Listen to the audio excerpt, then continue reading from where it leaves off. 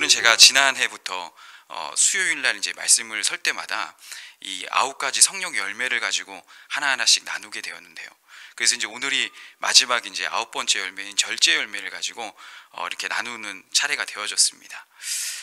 우리가 앞에도 보게 되면 갈라디아서 5장 22절로 23절 말씀을 보게 되면 이 성령의 9가지 열매에 대해서 이야기를 하고 있어요. 사랑과 희락과 화평과 오래 참음과 자비와 양성과 충성과 온유와 절제, 이렇게 이 9가지 열매들에 대해서 쭉 이야기를 할 때 앞에 사랑, 희락, 화평, 요 열매들은 좀 막 우리도 익숙하고 이거는 너무 좀 귀해 보이는데, 뒤에 나오는 뭐 양선, 충성, 이건 좀 잘 이해도 잘 안 되고, 또 온유, 절제, 그건 또 이제 한 절 또 23절 뒤잖아요. 그러니까 좀 앞에 있는 열매보다 좀 못한 거 아닌가, 별로 좀 중요하지 않은 거 아닌가라는 생각을 하게 될 텐데, 오히려 제가 말씀을 보면서 이 하나하나의 어떤 그 열매들이 얼마나 귀하고, 뒤에 있는 온유 절제가 결코 사랑과 뭐 그 별개되어지는 뭐 그렇게 좀 뒤에 있는 그런 열매가 아닌 것을 알게 됩니다. 그리고 지난 시간에도 말씀을 드린 대로 이 성령의 9가지 하면 열매들이잖아요. 그런데 성경은 성경의 열매라고 할 때 열매들이라고 하지 않고 열매라고 이야기합니다. 그러니까 9가지 열매들이 아니라 예수님을 믿는 사람, 성령을 받은 사람은 이렇게 9가지가 동일하게 나타난다는 거예요. 사랑만 나타나는 것이 아니라, 어떤 사람은 사랑, 어떤 사람은 희락, 어떤 사람은 오래 참음, 이것이 아니라 우리가 한 성령을 받게 되면, 예수를 믿게 되어지면 이 9가지의 성품이 우리 안에 나타난다는 것이죠.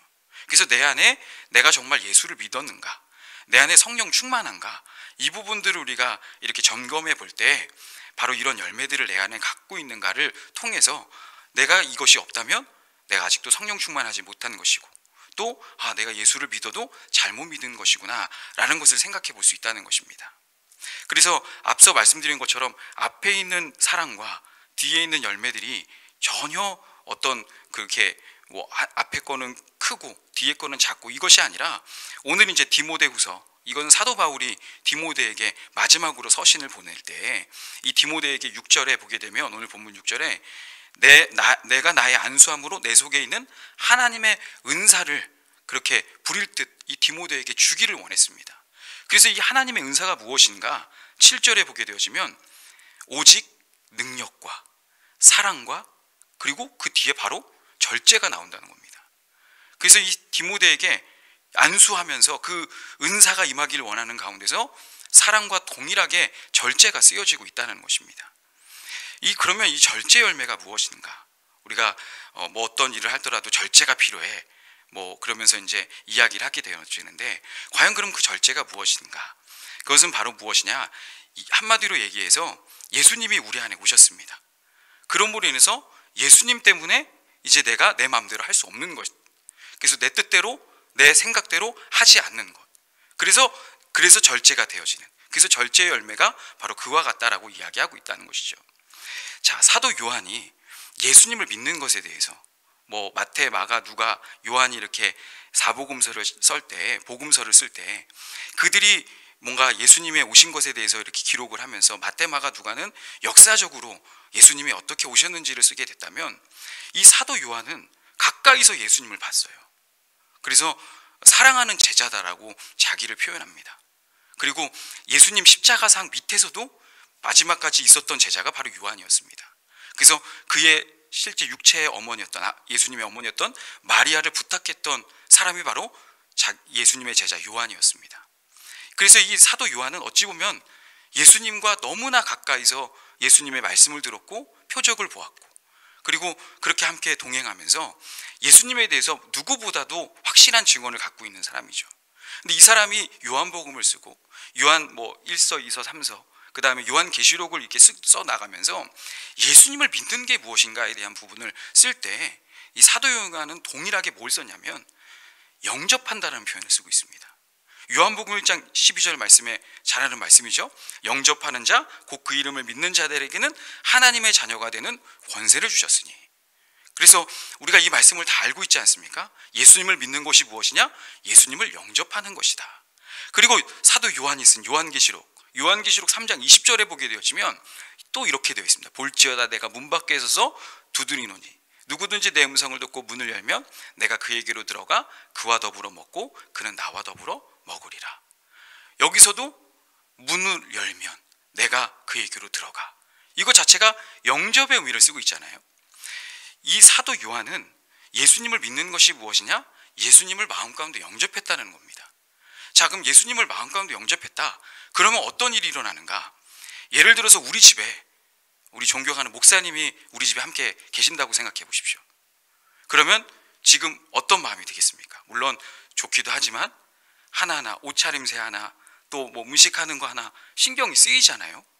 우리가 남자 여자가 함께 따로 있다가 결혼하게 되어지면, 그전에는 혼자 살 때는 혼자 마음껏 그냥 원하는 대로 했다가 함께 샀을 때는 그 옆에 있는 사람을 또 생각해서 우리가 서로 존중해주고 뭐 이런 게 있어야 되잖아요.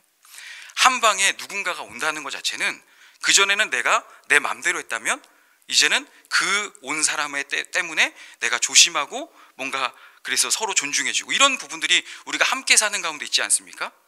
사도 요한은 예수님을 믿는 것에 대해서 영접했다라고 이야기해요.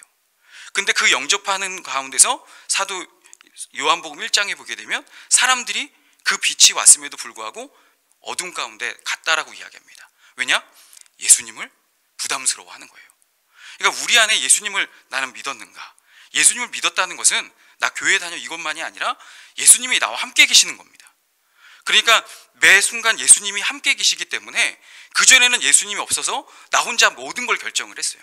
근데 예수님이 그냥 오셔서 나와 그냥 함께만 계시는 것이 아니라 우리가 그분을 영접할 때는 그분이 나의 주인이고 나의 왕으로 영접하는 것입니다.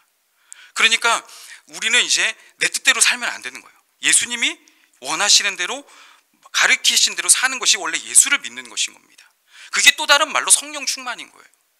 그런데 예수님이 내 안에 오셨는데도 전혀 부담스럽지가 않아요. 예수님을 영접했는데도 전혀 마음 가운데 거리낌이 없습니다. 내가 혼자 있을 때와 예수님을 믿기 전과 예수님을 믿고 난 다음에 삶에 대해서 전혀 마음에 어려움이 없어요. 그건 무엇인가?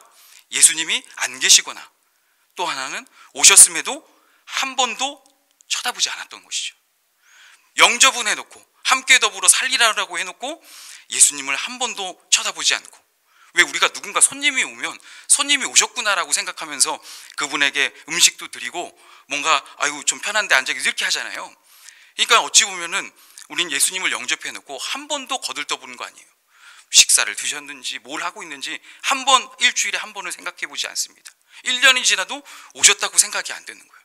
그러니까 우리 마음 가운데 오셔놓고서도 아무것도 할 수 없는, 어찌 보면 저는 이 성령의 9가지 열매를 계속 나누면서 우리가 또 다른 어떤 예수님을 영접하고 초청하는 것보다는 오히려 그 후자, 예수님이 오셨음에도 우리는 전혀 예수님에 대해서 무관심하고 그렇게 거들떠도 보지 않는, 혹시나 그런 모습으로 우리가 살고 있지는 않는지, 우리가 그렇게 믿음 생활하고 있지 않는지. 성령의 9가지 열매는 이렇게 이 주님을 의식하는 가운데 주님이 오셨구나라고 하는 가운데서 맺혀지는 것입니다. 그래서 이 절제의 열매는 무엇이냐? 바로 이렇게 이 성령의 9가지 열매를 맺는 과정을 이야기하고 있는 거예요. 어떻게 맺을 수 있는가? 그전에는 내 마음대로 살았는데 내 마음대로 안 사는 것, 이제 내 뜻대로 안 사는 것, 이것이 바로 절제라고 이야기하고 있다는 것이죠. 우리가 아담과 하와가 타락한 이유가 무엇이죠? 바로 사단이 와서 그 마음에 유혹을 했습니다. 야, 네 마음대로 한번 선악과 먹어봐. 네 마음대로 한번 해봐. 뭔가 그래서 그것 때문에 먹고 싶은 그런 욕구를 충동시켜서 결국 타락하게 만들지 않았습니까? 죄의 원인이 무엇인가? 우리의 마음대로 했기 때문인 거예요. 로마서 1장 28절에 보게 되어지면, 로마서 1장에는 21가지의 죄악을 열거할 때, 열거하기 전에 딱 이렇게 얘기합니다. 그 시작이 그들의 마음에 하나님 두기를 싫어하며. 죄의 시작이 무엇인가? 마음 가운데 하나님 두기를 싫어하는 거예요. 그러면서 자기 마음대로, 상실한 마음, 자기 마음대로 그냥 살게 되어지니까 그 뒤로 21가지의 이런 죄악들을 짓게 되어졌다는 거예요. 우리 안에 죄의 그 뿌리가 무엇인가? 우리가 하고 싶은 대로, 내가 하고 싶은 대로 살았기 때문에 바로 죄를 짓고 범죄하고 넘어진다는 것입니다. 그러니까 우리 마음대로 사는 것은 우리가 어떻게 보면 되게 위험한 거예요. 예를 들어서 우리 자녀들이 있습니다. 이 자녀들이 자기가 하고 싶은 대로 마음대로 내가 할래요 라고 하게 되면 부모님이 어떻습니까? 걱정이 되잖아요. 마음대로 자기 놀고 싶은 대로 할 때 칼을 들고 막 논다. 그럴 때 얼마나 그게 위험합니까? 자기 놀고 싶다고 저기 이 찻길을 막 그렇게 막 왔다 갔다 할 때 얼마나 그게 위험스러운 일이겠습니까? 이렇게 어린아이들이 자기 마음대로 한다라고 할 때 부모님이 걱정하는 것과 같이 어른들도 또 그렇습니다. 어른들도 그 마음대로 함으로 인해서 어려움들을 겪게 돼요. 자칫 한 번에 잘못 그 화를 내는 것으로 인해서 결국 가정이 이혼하게 되어집니다. 화를 한 번 잘못 낸 것으로 인해서 직장을 나오게 만들어요. 화를 또 잘못 낸 것으로 인해서 교회에서 쫓겨난 목사님의 경우도 있습니다. 또 화를 또 잘못 내므로 인해서 여러 가지로 어려움들을 겪게 되어집니다. 어른들에게 있어서도 그 욕구에 마음대로 행동했기 때문에 어려움들을 겪게 된다는 것이죠. 그러니까 우리 마음대로 사는 것이 얼마나 큰 문제인가. 성경은 이 마음, 내 마음대로 산다는 것이 바로 욕망, 또 욕심이다라고 이야기하는데, 이 욕망과 욕심의 배후에는 마귀가 있음을 성경은 이야기하고 있습니다. 에베소서 4장 26절로 27절에 보게 되어지면 이렇게 이야기를 하고 있어요. 분을 내어도 죄를 짓지 말며 해가 지도록 분을 품지 말라. 마귀에게 틈을 주지 말라. 바로 이 분을 낸다는 것 자체가 무엇이냐? 바로 마귀에게 틈을 줄 수 있다는 것이죠. 내가 화난 것으로, 그 화가 나게 되면 절제를 못 하잖아요. 내 기분과 감정대로 그 화를 분출하게 되어지잖아요. 그것이 바로 마귀가 그렇게 우리에게 틈타는 통로다라고 이야기를 하고 있다는 것입니다. 야고보서 1장 15절에는 이렇게 이야기하고 있어요. 욕심이 잉태된 즉 죄를 낳고 죄가 장성한 즉 사망을 낳느니라. 이 욕심도 또 내가 하고 싶은 대로 하는 거예요. 그 욕심이 무엇을 해요? 죄를 낳고 사망을 낳게 되어지는 거예요. 자동차가 확 달려가는데 브레이크가 고장 났습니다. 이거 어떻게 되는 거죠? 정말 이거는 자동차가 아니죠. 흉기가 되어져, 무서운 흉기가 되어지지 않겠습니까?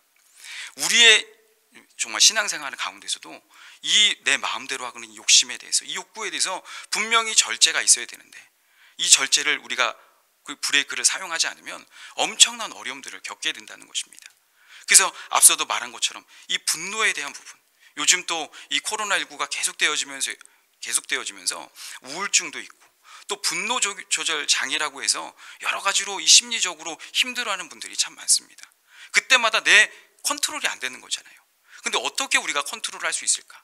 자기 스스로 우리 힘으로 하는 것이 아니라 예수님을 바라볼 때 바뀌어지는 거예요. 어제도 제가 한 청년과 함께 말씀을 좀 이렇게 공부하는 시간들을 가졌는데, 예수님을 믿으면 모든 죄사함을 받는다. 그래서 우리가 할 수 있는 것은 그냥 하나님 앞에 고백하는 것밖에 없다. 그러니까 이제 이 친구가 그래도 좀 고민을 많이 한 친구였는지 몰라도 제 얘기를 듣고 얘기를 하는 거예요. 그러면 우리는 맨날 죄 짓고 아무것도 안 하면 되는 겁니까? 그냥 나는 못해요, 나는 그래서 용서해줘서 감사해요, 이렇게만 이야기하면 끝나는 겁니까?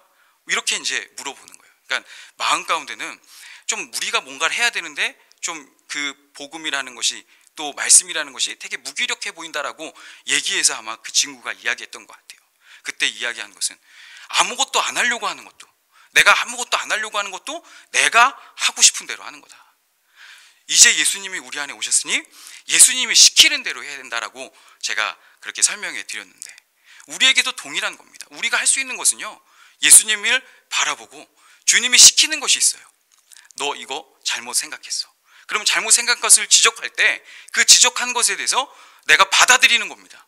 아, 내가 이것이 잘못됐구나. 내가 이렇게 화나는 것이 잘못됐구나. 화를 고칠 수는 없잖아요. 화가 난 것에 대해서 절제할 때 우리가 너무너무 분노가 올라오면 우리 스스로 절제가 안 될 때가 우리가 살아가면서 다 있습니다. 그때마다 하나님을 바라볼 때, 주님을 바라볼 때 주님이 뭐라고 얘기했어요? 너 그 분노 조절해. 너 그거 조절해. 그때마다 그 말을 듣고 그 마음을 듣고 속으로 기도가 나오는 것이죠. 그래서 우리가 하나님 앞에 그렇게 반응할 수 있는 것은 분노가 났을 때, 화가 났을 때 하나님 앞에 기도하는 거예요. 하나님, 제가 이렇게 분이 납니다. 마음에 차분함이 있질 못합니다. 내 스스로 조절이 안 됩니다. 주님 도와주십시오. 이게 바로 이 분노 앞에서 우리가 반응할 수 있는 것이라는 것이죠. 그래서 예수님과 함께 영접했다는 것은 함께 살고 계시는 거예요. 우리 마음의 컨트롤이 안 되는 것을 하나님 앞에, 주님 앞에 계속 얘기하는 것입니다. 그래서 성경에서 쉬지 말고 기도하라라고 했잖아요. 야, 어떻게 매일 쉬지 말고 기도하는가? 근데 쉬지 말고 기도할 수 있습니다. 생각으로 계속 얘기하는 거예요. 내가 무슨 생각이 일어날 때마다 함께 계신 주님이 혼자 있지 않잖아요. 그 주님을 의식하는 가운데서 생각으로 하나님 앞에 이야기하고, 그 생각 속에서 하나님께서 얘기할 때 거의 대부분 내 마음 가운데 있는 욕심, 또 분노에 대한 부분들을 하나님께서 캐치하게 만든다는 것이죠. 우리에게 있어서 이렇게 나쁜 것에 대해서 우리가 절제하는 부분, 이것에 대해서 이제 주님이 절제하다라고 이야기한다면, 좋은 부분에 대해서도 때로는 우리 주님께서 절제하게 만드십니다. 성령의 역사, 부흥의 역사, 또 어떻게 보면 사랑에 대한 부분에서도 우리가 너무 과한 사랑을 하지 않도록 하나님께서는 때로는 절제하게 만든다는 것이죠. 왜 그러는가? 바로 어떤 사람을 또 사랑함으로 인해서 오는 어려움이 있습니다. 특별히 성경에 보게 되면 창세기에 야곱이 있어요. 이 야곱은 특별하게 라헬이라는 한 여인을 사랑했습니다. 그리고 그 여인을 사랑할 뿐만이 아니라 그 여인의 소생이었던 요셉을 특별하게 사랑했어요. 그런데 그래서 한 여인을 사랑하는 거, 우리가 봤을 때는 정말 한 여인을 저렇게 사랑할 수 있구나라는 것으로 좋은 관점으로 볼 수 있지만, 다른 편에서 레아가 있고 남은 또 다른 아내들이 있는데 다른 아내들보다 라헬을 더 사랑하는 거예요. 그리고 다른 아내를 통해서 낳은 자녀보다 요셉을 더 사랑해요. 그래서 요셉을 편애합니다. 그래서 많은 아들들이 있었지만 그 아들은 아들 취급도 하지 않는 거예요. 결국 이로 인해서 어떤 일이 있었나요? 요셉이 형들의 미움을 받았고 결국 죽임을 당하려고 하다가 종으로 팔려가는 신세가 되어지는 것. 이게 바로 한 사람을 특별히 편애한 걸로 인해서 이 가정 안에 어려움이 왔다는 것입니다. 그러니까 우리 안에 있어도 이 사랑 다 좋은 거잖아요. 누군가를 좋아하는 거, 그거 할 수 있는 거잖아요. 그런데 그렇게 좋아하다 보니 다른 사람에게 어떻게 보면 여러 가지로 그 편애 때문에 그런 상실감을 줄 수 있는 것. 우리 안에 있어서도 바로 이렇게 이 좋은 부분에서도 아무리 좋다고 하더라도 이것이 정말 하나님이 원하시는 뜻인가, 이걸로 인해서 혹시나 분열함은 없을 것인가, 이런 고민을 하게 하는 것. 바로 이것이 바로 우리 안에 오신 성령님, 우리 예수님께서 우리의 마음 가운데 계속 조심해라, 너 이 부분들은 조심해라 라고 이야기하는 것. 그리고 그 조심하라는 것에 대해서 내가 받아들이고 그 마음대로 그 생각대로 하지 않고 기다리는 것. 이것이 바로 절제의 열매고, 이 절제의 열매를 통해서 앞에서 말씀드렸던 사랑의 열매, 희락의 열매, 오래 참음의 열매들이 계속 나가는 겁니다. 그러니까 이 성령의 9가지 열매는요, 어찌 보면은 내가 열심히 노력해서 맺어야지, 내가 한번 사랑해 봐야지, 내가 한번 절제해 봐야지, 이래서 내가 맺을 수 있는 것이 아니라 우리는 그 열매를 우리 스스로 노력으로 맺을 수가 없습니다. 그렇다면 내 노력으로 맺었으니 내 열매죠. 왜 그것을 성령의 열매다라고 이야기했는가? 예수님이 우리 안에 오셔서 맺게 만드는 겁니다. 그러니까 우리가 할 수 있는 것은 매 순간 절제하는 마음처럼 계속 주님이 말씀을 주시는 거예요. 분노할 때도 분노에 대한 부분들에 대해서 너 그 분에 대해서 조심해. 뿐만이 아니라 너무 한 사람을 편애하는 것에 대해서 너 그것도 조심해. 이것에 대해서 조심하라는 것을 계속 듣다 보니 절제가 되어지고, 이 절제는 무엇인가요? 지난 시간에 나눴던 온유의 열매. 이 온유의 열매는 길들여졌다라고 이야기했습니다. 야생마와 같이 큰 것이 주인에게 길들여져 있는 의미가 온유함이에요. 그러니까 온유함의 열매도 바로 이 절제의 말을 들었기 때문에, 멈춰라, 하지 말아라라는 것을 계속 듣다 보니 그것이 반복되면서 온유하게 되어지는 것입니다. 이 모든 뒤에 앞에서 나오는 사랑의 열매도 내 사랑이 아닌 것이죠. 제가 지난 첫 번째 사랑의 열매를 나눌 때에도 얼마나 괴로웠는지 몰라요. 고린도전서 13장이 사랑장 아닙니까? 사랑은 오래 참고 온유하고. 그런데 아무리 봐도 내 안에 그런 사랑이 없는 거예요. 요한복음 10장에 보게 되면 선한 목자에 대한 비유가 나옵니다. 선한 목자다. 선한 목자는 양을 위해서 목숨을 버리거니와. 그 말씀을 보는데 마음 가운데 죄책감이 덜커덩 드는 거예요. 나는 내 양을 사랑하지 않는데, 내가 아무리 생각해봐도 그 사랑한다면 우리 아이들의 어떤 이름을 계속 생각해야 되는데 일주일에 한 번도 기억이 나지 않을 테니 어떻게 내가 이 사람들을 내가 사랑한다고 하나. 그러면서 저는 요한복음 10장의 선한 목자 비유를 보면서도 나 안에 사랑이 없구나, 나는 정말 사꾼이구나, 그리고 죄책감. 고린도전서 13장을 봐도 이 사랑장을 보면서 나는 오래 참을 수도 없는데 어떻게 오래 참어, 그러면서 절망감을 느꼈던 것이 저 스스로였습니다. 그런데 성경을 보면서 이 성령이 우리 안에 어떻게 역사하시는지를 이렇게 말씀을 찾아보면서 내 안에 놀라운 은혜는 요한복음 10장의 말씀 보면서 나는 선한 목자다라고 이야기할 때 주님께서 제게 말씀을 주신 거예요. 제발 좀 너 이 말씀 보면서 힘들어 좀 하지 마. 나는 너에 대해서 조그마한 가능성도 없다는 걸 난 이미 알고 있어. 제발 끼어들지 좀 마. 요 고린도전서 13장에 사랑은 할 때 제발 그 사랑에 너 좀 끼어들지 마. 너는 할 수 없어. 여기에 사랑은 하나님의 사랑이야. 아가페. 여기서의 선한 목자는 내가 선한 목자라고 너가 선한 목자가 아니라 너는 사람이지. 여기서 요한복음 10장에서 이야기하고 싶은 것은 예수님이 내가 선한 목자다라는 것을 얘기하고 싶었다는 거예요. 저희가 그 말씀을 붙잡는데 얼마나 제가 행복했는지 모릅니다. 제가 그동안에 그 말씀이 얼마나 죄책감이 되는지. 근데 말씀 안에서 아 그렇구나. 내가 선한 목자가 아니라 내 안에 오신 예수님이 선한 목자구나. 그럼 내가 할 수 있는 것은 무엇이냐? 예수님이 시키는 대로만 하면 되는 거예요. 나 또한도 내가 주님에게 길들여진 양이기에 주님 제 안에 오셔서 이루어 주십시오. 그러고 나니 죄책감에 대해서도 사라질 뿐만이 아니라 한 사람 한 사람을 섬길 수 있는 마음이 생긴 겁니다. 바로 이 성령 충만의 차이는요, 바로 이렇게 주님을 의식하는데 두렵고 떨림만이 아닌 거예요. 오히려 예수님을 의식하는 가운데서 이제 친밀해지는 그런 은혜들을 경험하게 됩니다.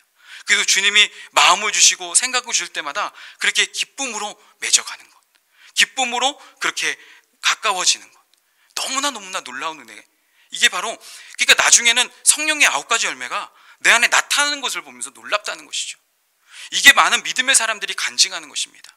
왜 우리가 찬송 중에 천국 찬송할 때 면류관 가지고 주 앞에 드리네 우리 찬송을 하잖아요. 이 면류관을 나에게 주신 것을 주님 앞에 다시 드립니다. 그게 왜 그럴까요? 내가 너 이런 열매를 맺었어, 너 이렇게 온유해, 너 이렇게 절제가 많아, 너 이렇게 사랑이 많아라고 할 때 하나님, 주님 제가 한 것이 아무것도 없는데요, 제 안에 오신 주님이 이것을 하신 것입니다.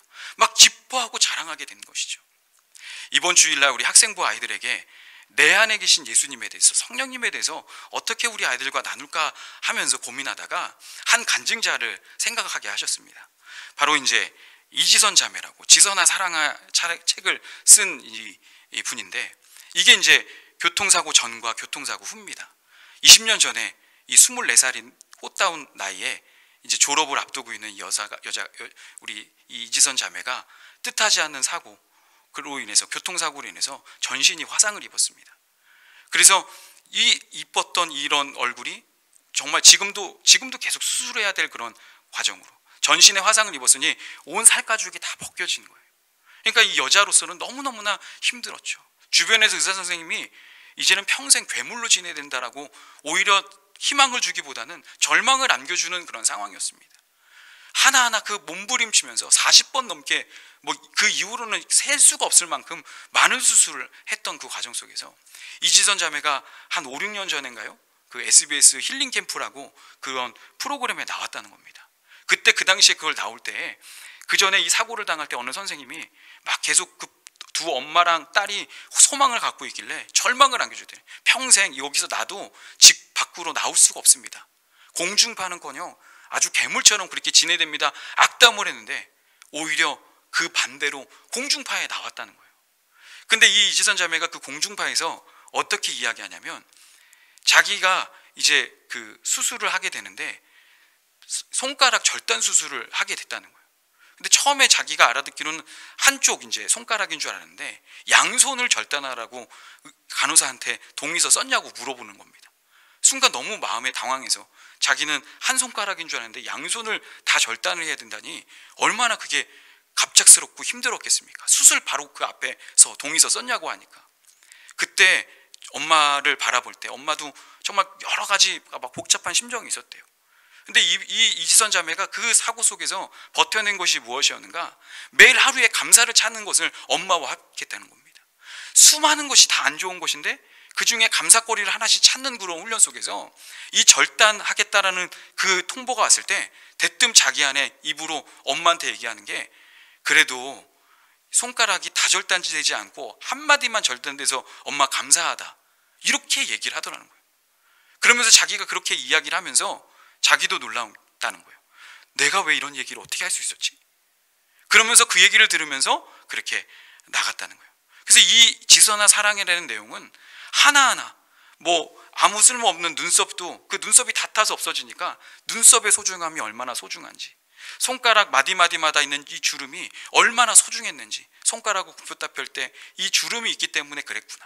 손톱이 이제 엄지손가락 하나만 남았는데 이 손톱은 매니큐어 바르라고 있는 줄 알았는데 오히려 이 손톱 하나가 내 안에 얼마나 소중한지, 이것으로 할 일이 너무나 많구나. 그래서 하나님이 창조하신 그 모든 것에서 감사를 느끼고 있는 그 모습을 볼 때 어떻게 이 여인이 이런 상황 속에서도 그렇게 고백할 수 있을까? 그것은 매일 하루에 하나씩 하나님이 행하신 것을 감사했다는 거예요. 그것은 더 나아가서 계속 주님을 바라봤다는 겁니다. 매 순간 하나님을 바라보게 되니까 20가지, 100가지, 아마 10,000가지가 다 힘든 거예요. 하나하나가 다 절망이잖아요. 근데 그 중에서 하나 소망이 되어지는 것을 하나 붙잡는 겁니다. 그것이 주님이 나에게 은혜를 베풀어 주신 것이구나. 그렇게 계속 훈련해 나가다 보니 이분은 이제는 저기 한동대학교 그 사회복지학과 교수님이 돼 계시더라고요. 꼭 그래서 내가 이런 어려움 가운데서 교수님이 됐다, 이런 간증보다 오히려 자기는 이런 어려움 가운데서 하나님을 발견한 그 기쁨 가운데서 그분은 정말 산 증인으로 살아가는 모습을 지금도 그렇게 그 삶을 살고 있습니다. 제가 그것을 보면서 이렇게 성령님의 인도하심을 받게 되어지면 오히려 그런 사고 속에서도 이런 감사함을 느끼고 도대체 누구도 말할 수 없는 이 놀라운 이런 정말 예수 믿는 사람들의 그런 능력을 나타낼 텐데, 과연 나는 정말 내 삶에서 너무나 많은 은혜를 베풀었음에도 불구하고 내게 계신 주님을 나는 매 순간 바라보고 있는가, 이런 속으로 생각하게 된 거예요. 우리 안에 우리 주님은 이런 열매를 맺기 위해서 오셨다는 겁니다.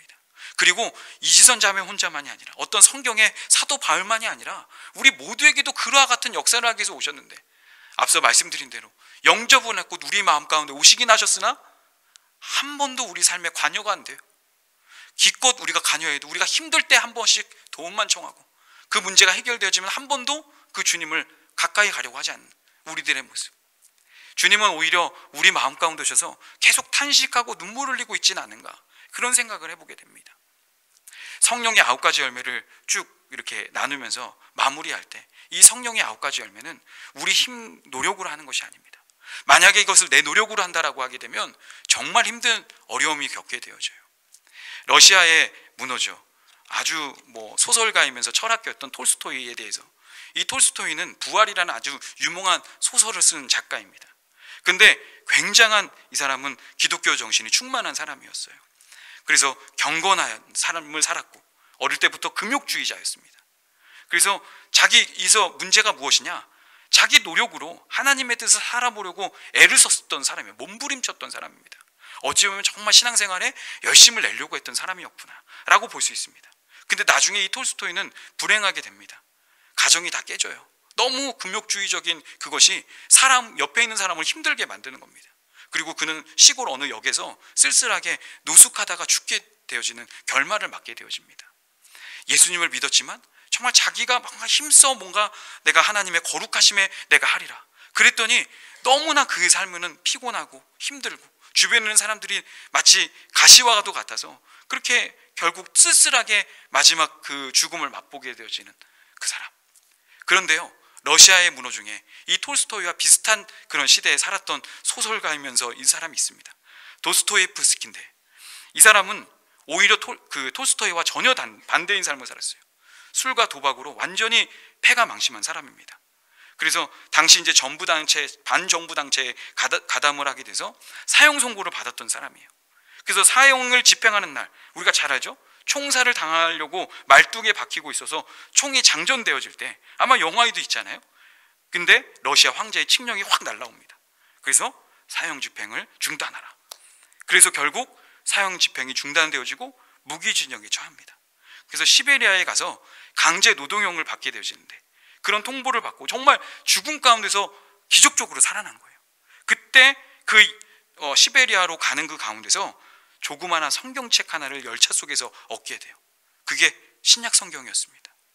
근데 이 신약 성경을 받아들면서 계속 그것만 읽게 되는 거예요. 다른 게 없으니까. 그래서 그 여러 가지 그 노동을 하면서도 계속 성경책을 읽는 가운데 예수님을 만나게 되어집니다. 놀라운 은혜를 입게 돼요. 그래서 원래 무기징역이었던 것이 10년으로 감형이 돼서 풀려나게 됩니다. 그러면서 그분이 이야기를 해요. 누군가 내게 예수 그리스도의 가르침이 진리가 아니라고 증명한다라도 나는 여전히 진리가 아니라도 예수님을 난 믿겠습니다. 이런 고백으로 예수님의 만난 그런 기쁨의 간증을 이 도스토옙스키는 합니다. 그런데 그러면서 그 사람이 쓴 많은 책들이 있어요.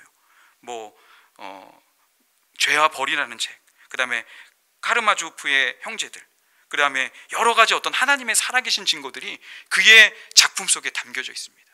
너무나 희열이 주는, 그리고 은혜와 감동을 주는 그런 책으로 그 사람은 마지막을 살아갔습니다. 똑같은 두 인물인데 한 사람은 정말 내가 노력으로 살아야 되겠다는 때 사람들에게 어려움을 주었고, 이 사람은 오히려 반대로 도스토옙스키는 오히려 여러 가지 어려움 가운데 있었지만 예수님을 만남으로 해서 너무나 기쁨과 감격 속에서 하나님께서 허락하신 소설을 쓰게 되고, 성령의 사람은요, 성령의 열매는 내가 막 억지로 이렇게 노력하려고 하는 것이 아니라 자연스럽게 우리 안에 맺혀지는 겁니다. 이 일을 위해서 주님이 오셨다는 거예요. 여러분 빌립보서 말씀을 쭉 보고 계시잖아요. 빌립보서 말씀을 그렇게 저도 묵상할 가운데 목사님께서 처음 빌립보서 백독을 이야기를 하면서 제 안에 이제 포스터를 이렇게 그림을 그릴 때 거기에 주제 말씀으로 빌립보서 1장 6절 말씀을 그렇게 썼습니다. 너희 안에 착하신 일을 행하신 이가 그리스도 예수의 날까지 이루실 줄을 확신하노라. 너무나 귀한 말씀이잖아요. 저는 그 말씀을 처음에 붙들면서 얼마나 은혜가 됐냐면, 이 사도 바울에게 있어서는 무엇이 보이는가? 매 순간 그 마음 가운데 역사하신 성령님만 바라본 거예요. 사도 바울이요, 얼마나 많은 곳을 다니면서 개척하고 했습니까? 오랫동안 교회를 섬겼던 곳이 3년 6개월이 오랫동안 섬겼던 곳입니다. 어느 곳은요 21일 동안 복음만 전하고 가야 될 그런 상황이 있어요. 그게 데살로니가 교회였습니다. 교회들마다, 그런데 그렇게 떠날 때 늘 사도 바울이 했던 것이 뭐냐, 그 교회를 늘 하나님의 제자들인 사람들에게 그렇게 임명해 주고 왔어요. 장로로 임명해 주고 왔습니다. 근데 데살로니가의 교회 장로는 예수님 믿은 지 3주밖에 안 된 사람입니다. 근데 어떻게 그런 사람을 당신 교회를 부탁합니다. 이제 3주면 초신자에 불과한 사람에게 교회를 어떻게 부탁할 수 있나요? 사도 바울의 마음 가운데는요 뭐가 있었냐면, 그 사람에게 맡긴 것이 아니에요. 그 마음 가운데 임하신 성령님에게 맡긴 것입니다. 매 순간 복음서를 쓰는 가운데서요 사도 바울의 고백 속에서는 예수님밖에 보이지가 않는 거예요. 저슬한 마음 가운데 있는 예수님, 내 마음 가운데 오신 예수님, 디모데에게도 그 예수님의 역사, 계속 초대교회, 어찌 보면 사도 바울이, 우리가 봤을 땐 사도 바울이 아시아에서 유럽으로 옮겼을 때 세계 역사가 바뀌어질 것이다. 근데 진짜 사도 바울이 역사에 그렇게 사역했을 때 1차, 2차, 3차 선교 여행을 통해서 진짜 요즘과 같이 엄청난 교회가 섰을 거라고 생각할까요? 제가 오히려 생각했을 때는 그러지 않을 거라 생각이 드는 거예요. 오히려 지금 막 예배를 드렸다가 안 드렸다가 또 주변에서 밖에 했다가 얼마나 어려움이 있습니까? 지금도 우리가 코로나로 인해서 얼마나 조심스러운데 거기는 죽이기까지 하니 이 교회가 교회답게 세울 수나 있겠습니까? 얼마나 힘들고 어려웠겠어요. 그런데요 이 사도 바울에게 있어서는 보여지는 현실을 보지 않았던 거예요. 성령님에 아주 사로잡혀 있었습니다. 그래서 에베소서 말씀을 보면서 기도할 때, 에베소서도 감옥에 있는, 빌립보와 똑같은 감옥에 있는 서신이거든요. 막 찬송을 막 엄청나게 합니다. 도대체 그 안에는 무엇이 있길래 바로 우리와 동일한 성령님에 사로잡혀 있는데 그렇게 찬양을 한다는 것이죠. 사랑하는 우리 귀한 성도님, 오늘도 우리가 말씀 가운데서 우리 주님을 꼭 만나셨으면 좋겠습니다. 만나실 뿐만이 아니라 이제 주님이 말씀하신 대로, 시키시는 대로 그렇게 반응함으로 말미암아 이제 주님, 내가 버리라고 하는 건 버리겠습니다, 이렇게 시작을 해 나아갈 때 우리 안에 놀라운 역사, 그리고 이 모든 것을 하게 하는, 마치 이치선 자매가 이 말은 누가 했지? 손가락 야 더 절단되지 않아서 감사하다. 본인도 놀라워하는 거예요. 이 말을 하게 하신 하나님, 우리 안에 착하신 일을 품게 하시고 고백하게 하신 하나님, 그로 말미암아 그렇게 주님을 발견한 기쁨 가운데서 한 걸음 한 걸음 걸어가시는 은혜가 우리 성도님들 안에 넘쳐나시기를 예수님의 이름으로 축원합니다.